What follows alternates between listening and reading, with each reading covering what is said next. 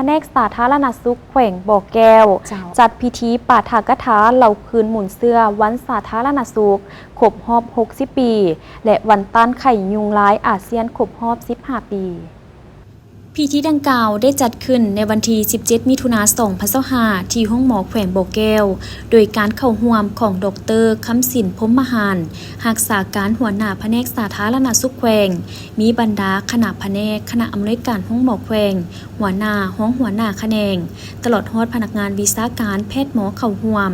ดร.อนุสิทธิ์ศิริศักดิ์อำนวยการห้องหมอแขวงบ่อแก้วได้เล่าคืนถึงมูลเสื้อภารกิจปกปักรักษาและพัฒนาประเทศชาติแต่ละระยะพร้อมทั้งได้ให้รู้ถึงความหมายความสำคัญของแพทย์หมายถึงวิชาการแพทย์การยาทันตแพทย์พยาบาลผดุงครรภ์นักกายภาพบำบัดสร้างองค์คเทียมคุ้มครองอนามัยนักเทคนิควิเคราะห์รังสีโภชนาการนักฝึกแอบเสียงนักจิตวิทยาที่มีระดับวิชาเฉพาะใดหนึ่งวันสาธารณสุขในเมื่อก่อนแม่นเอิ้นกันว่าวันแพทย์ลาวมีหน้าที่บ่งมติพยาธิปิ่นปัวบัวระบาดรักษาสุขภาพของมวลมนุษย์วันแพทย์ลาวเป็นขีดหมายแห่งการเติบใหญ่ขยายตัวของเหล่าหบเสนาหักหรือเอิ้นกันว่านักหบเสือขาวมีประวัติความเป็นมาแต่ดึกดำบรรพ์ซึ่งบรรพบุรุษลาวได้มีมูลเสื้ออันองอาจกล้าหาญ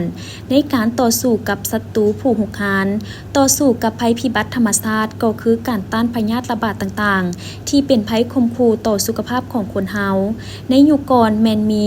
หมอตำแยหมอต่อกระดูกหมอนวดหมอซักเข็มหมอยาพื้นเมืองมีการนำไส้พืชเป็นยาปิ้นปัวพยาธิต่างๆแต่นั่นมาจึงได้มีการหันเปลี่ยนจากการปิ้นปัวแบบพื้นเมืองจึงค่อยหันมานำไส้การปิ้นปัวแบบวิทยาศาสตร์ทันสมัยสำหรับจรรยาบรรณและจรรยธรรมของแพทย์หมอในแขนงสาธารณสุขแม่นมี5ทิศนำคือสาธารณสุขต้องหับไส้การผลิตหับไส้ชีวิตการเป็นอยู่ของประชาชน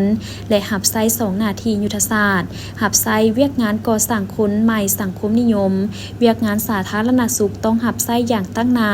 ต้องเอาใจใส่ปฏิบัติเวียกงานป้องกันพยาธิต้องหันเอาการปิ้นปัวแบบพื้นเมืองและแบบทันสมัยแบบมีลักษณะศาสตร์โดยถือเอาเวียกงานกันพยาธิเป็นต้นต่อถือเอาการปิ้นปัวเป็นสำคัญการปิ้นปัวด้านการแพทย์ทันสมัยและการแพทย์พื้นเมืองหันเอาเวียกงานสาธารณสุขให้เป็นเวียกของปวงชนดังนั้นพรรคและรัฐบาลจึงได้กำหนดเอาวันที่18 มิถุนายนเป็นวันสาธารณสุขอย่างเป็นทางการ